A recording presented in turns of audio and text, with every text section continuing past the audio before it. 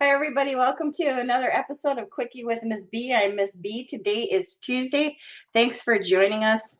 And as always, don't go it alone. You better share this with somebody because it's too much to Pain, handle on your own. pain like this should not be endured solo. If you have Just to hurt, saying. others should too.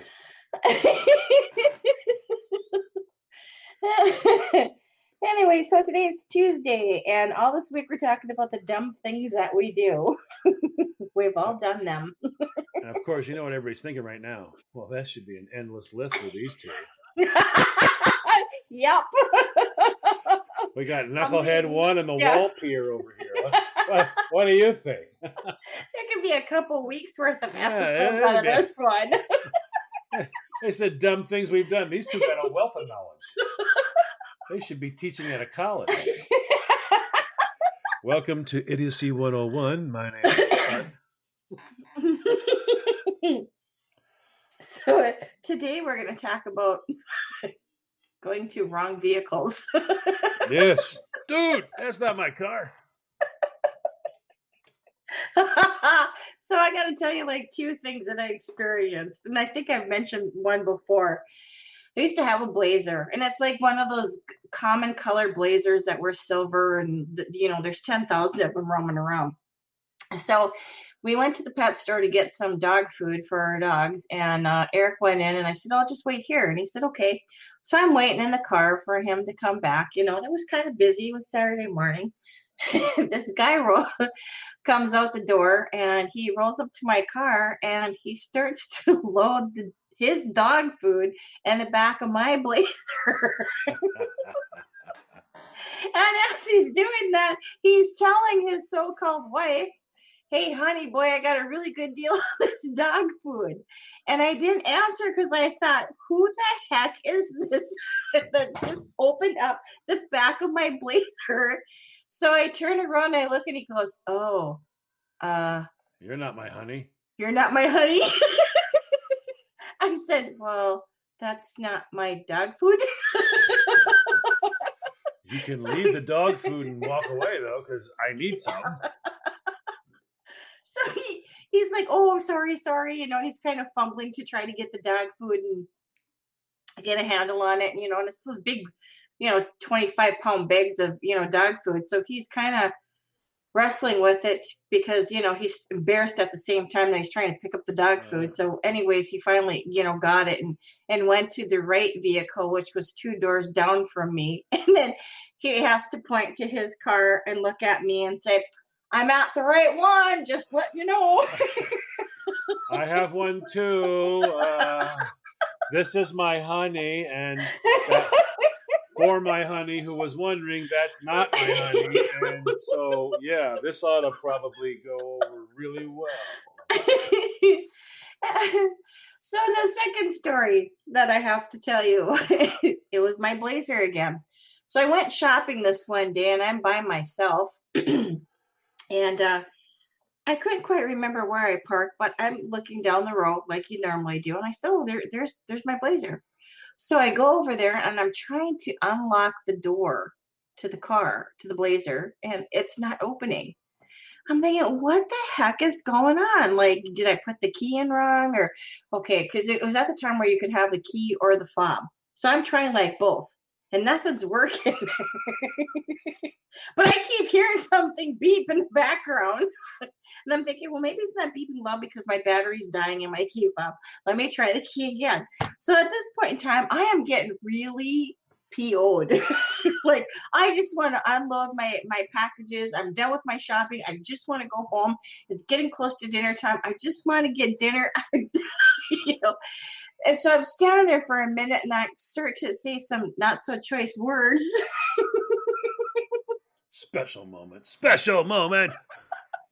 Beep, beep, And beep, as beep, beep, beep, beep. And as I'm having that special moment, the correct and true owner of this particular Blazer walks up to me and she says, hi. And I said, hi. And she says, I just have a question for you. And I said, okay, what's that? What the hell are you trying to do breaking into my vehicle? Yay. I said, it's not your vehicle, it's mine. I said, but my key's not working. It's because it's not your vehicle. And then because I was so mad and so full of anger at the moment, I clearly was not thinking straight. And I started to argue with her saying that this is my vehicle, not yours. Oh, this had to be special. You know when you press that key fob and you hear that sound behind you? Yeah.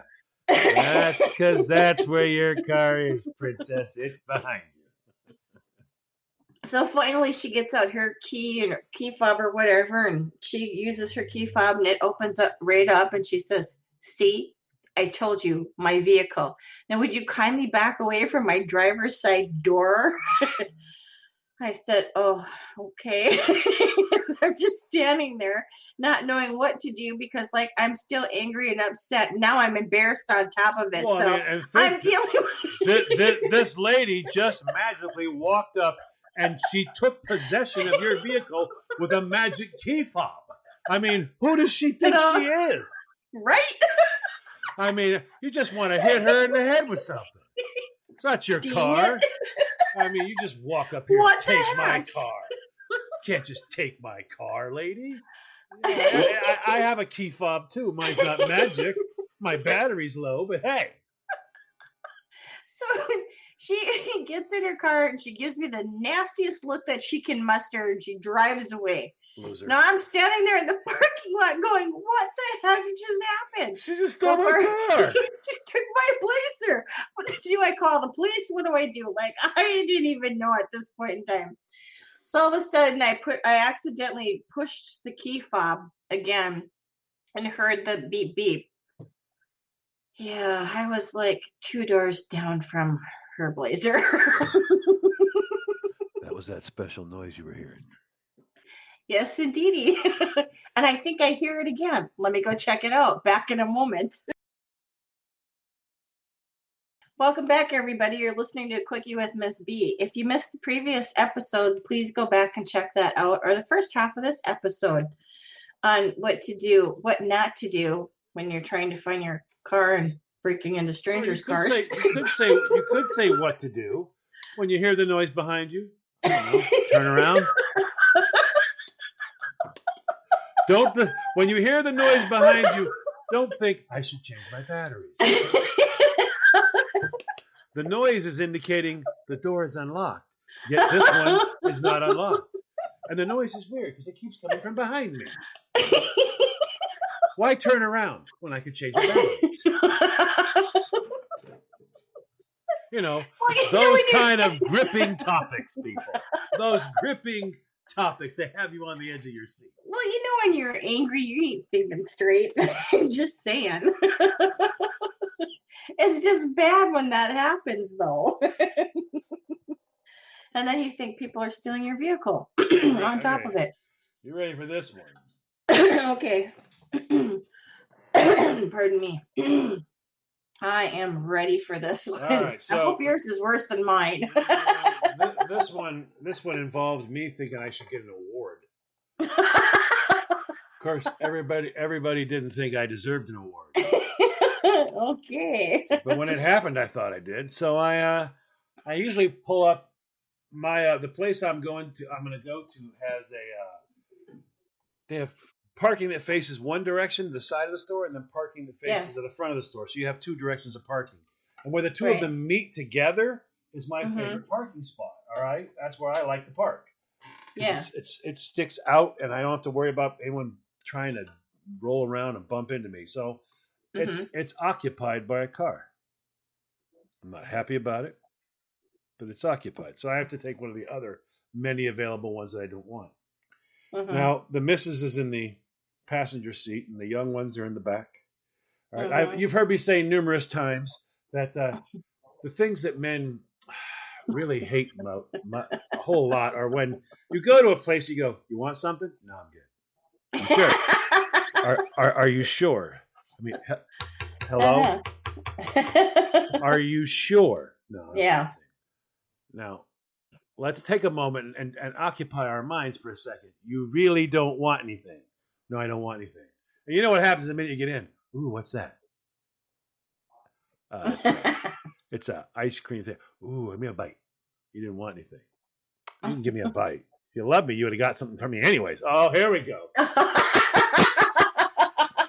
So I'm concentrating on that, and I get kid thing right here, other kid thing. All right, both kids taken care of. Dad stuff, and then I go. You know what? I ought to just get this and shoot it at her when I get in the car. There, how's that, huh? I should get an award. So I go over. I literally, she always locks the door when she has the kids in it. Yeah. I go to get in the car. I press the button. It unlocks. I sit down. I'm holding the stuff.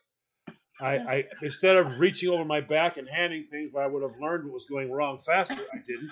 I shot it at her. I went, there, I should get an award. That's a man for you. And I hear this. Yes, you are a man. Yes, you are a man. I slowly realize this voice sounds different.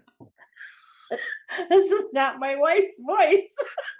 And I look over into the region where I just very precariously shot a score bar into somebody's face. And there's a little old lady going, yes, you are a man.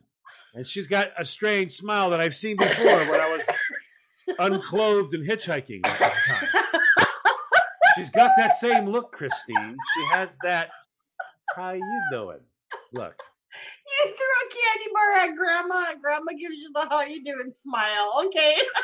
I shot it at her and said, there, now that's a man. She went, yes, you are a man. Yes, you are a man. And I'm like, I'm realizing that doesn't sound right. Well, shouldn't I have got an F you or something like that? What's? Then I look and go, wow, my wife does not age gracefully at all. Because for a 32-year-old, you look an awful lot like you're 90. What? You need to fix your hair, honey. I'm going to go with Lubriderm. Something up there, because whatever you're not putting on that face is really messing it up. It didn't look like that. You looked better when you rolled over this morning. You need to fix all of that. But I'm like, all I could say was, oops. And she goes, is one of those mine? I swear to God, that's what she said. Is one of those mine? I'm just looking at her, and then I hear, I look over, there's the old man. I'm like,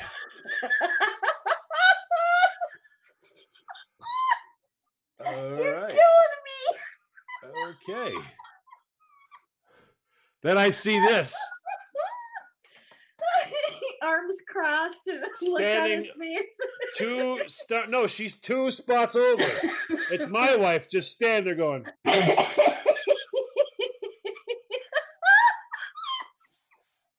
She walks over and taps the little old lady's window. If she rolls it down, she goes, he's harmless. Stupid, but harmless. The kids want to know if they can have their Slurpees. I'm like, she goes, and I think he wants to get in the car. And then the lady, swear to God, the lady looks right at me. She goes, but I'm keeping the score bar, sweetheart. She goes, I got to make out on this deal somehow.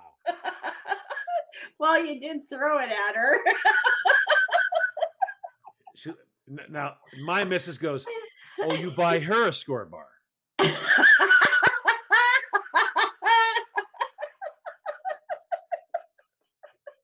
I look at the guy. I open the door. I go, you've been totally screwed. He goes, not like you.